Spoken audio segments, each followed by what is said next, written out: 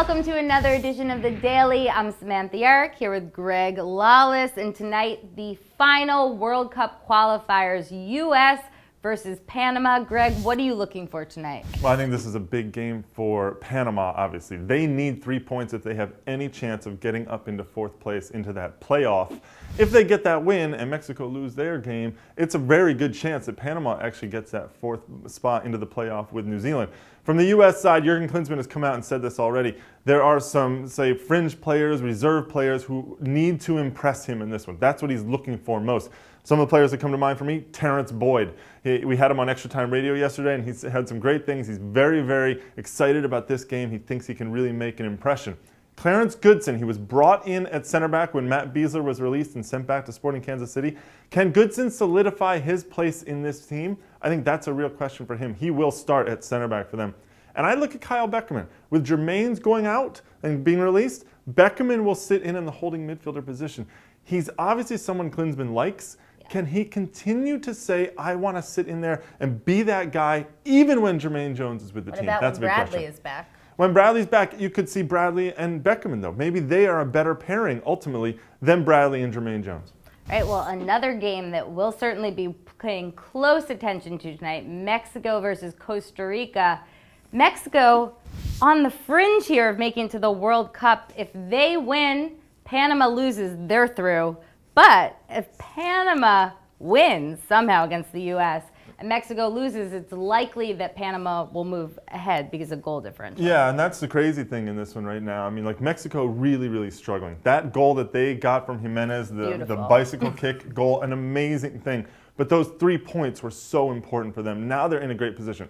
I personally feel like they're going to go to Costa Rica and get the result they need. Yes, Costa Rica would love to knock them out of this tournament, but I think they're going to go to Costa Rica, get a result of some sort that will be enough to get them through. Then they're in the playoff with New Zealand, and then I think Mexico actually will have no problem with New Zealand. All right, well, you can catch both those games tonight, the U.S. versus Panama at 9:30 p.m. Eastern on BN Sports, and then Mexico versus Costa Rica at 9:30 on Fox Deportes.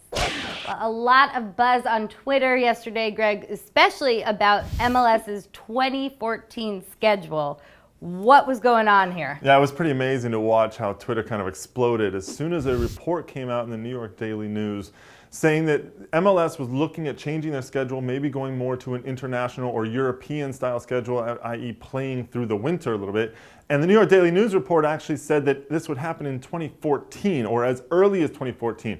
MLS coming out right afterward and saying, no, there will be no significant changes to the schedule in 2014, but that they are looking at changes that could happen down the line. They're always studying this, and they're actually doing a big study to see what the ramifications would be if they were to go to this. Look, I think there's a lot that can be done around the schedule.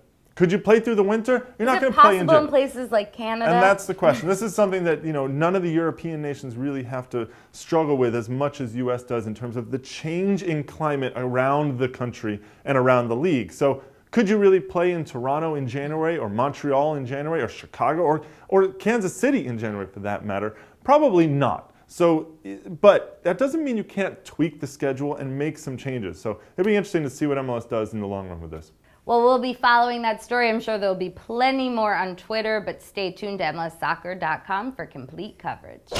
Well, it's Tuesday morning. You know what that means. Castrol Index time. Greg, who made the top 5 this week? Well, there were some big performances by players, but coming in at number 1, Chris Wondolowski. He gets that winning goal for San Jose, keeps their playoff hopes alive. Massive goal. He's at number 1. Pa Moduka from Portland Timbers, the center back who had a terrific game against Seattle, followed by Bill Hamid from DC United. He got the draw in that 1-1 against Philly.